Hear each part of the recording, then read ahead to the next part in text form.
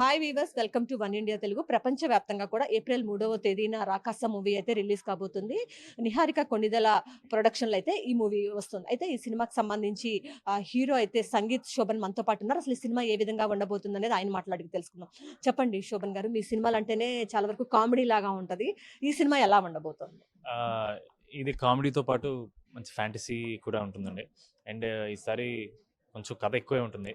ఆహ్, ఆడియన్స్ ఎక్కడా డిసప్పాయింట్ అవ్వకుండా, ఆడియన్స్‌ని ఎప్పుడూ గ్రాంటెడ్ తీసుకోకుండా మా డైరెక్టర్ చాలా కష్టపడి రాసుకున్నారు కథ.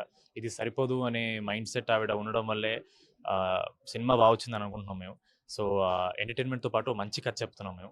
సో, వెరీ ఎక్సైటెడ్ ఏప్రిల్ 3 కోసం. అంటే 'మ్యాడ్' సినిమా గాని, 'మ్యాడ్ స్క్వేర్' ఇవన్నీ కూడా బాగా కామెడీ ఉంటది. ఎంజాయ్ చేస్తా ఉంటారు చిన్న యాహ్! పిల్లల నుంచి పెద్దవాళ్ళ వరకు. అలాగే ఉండబోతుందా? చిన్న పిల్లల నుంచి పెద్దవాళ్ళ వరకు అందరూ చూసే విధంగానే ఈ సినిమా ఉండబోతుందా? డెఫినెట్‌లీ అండి. అండ్ ఎంటర్‌టైన్‌మెంట్ అంటే ఓన్లీ నవ్వించడం మాత్రమే కాదు. ఒక థ్రిల్ ఇవ్వడం. ఒక చూసేటప్పుడు ఒక హై ఇవ్వడం.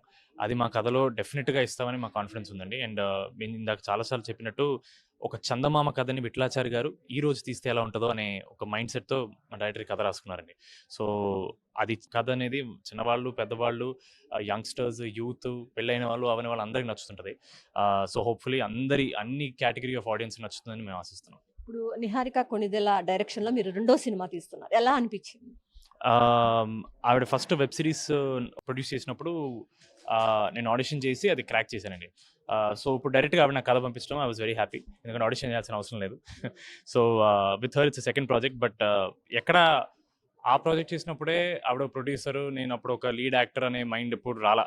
ఆ స్పేస్ ఎప్పుడు క్రియేట్ అవ్వలేదు. It's very comfortable working with her. ఇప్పుడు కూడా మీరు చూస్తే స్టేజ్ మీద మేము అలాగే ఆట పట్టించుకొని ఉంటాం. అలాగే ఉంటది మాతో.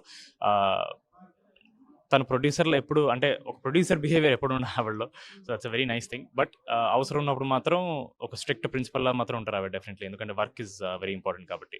So, yeah! Very happy. ఈ సినిమాలో మీ క్యారెక్టర్ ఏ విధంగా ఉండబోతోంది?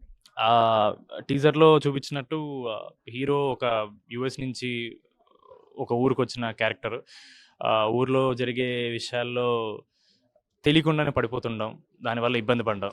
ఆ ఇబ్బందులు ఈ సినిమాకి ఎలా దారి తీసిందనే జోన్‌లో ఎళ్తుంటదండి క్యారెక్టర్. అంటే 'రాకాస' పేరు యొక్క ప్రత్యేకత ఏంటంటారు? అసలు ఆ టైటిల్ ఎందుకు పెట్టారు ఈ మూవీ? అది అదొక సినిమాలో ఒక చాలా ఇంపార్టెంట్ పేరండి అది. మరది ఒక పర్సన్ పేరా, ఒక దయ్యం పేరా, ఒక చోటు పేరా, ఒక సంఘటన పేరా అనేది మీరు ఏప్రిల్ 3 చూస్తే మీకు తెలిసిపోద్దండి. ఓవరాల్‌గా సినిమా గురించి ప్రేక్షకులకి ఏం చెప్తారు?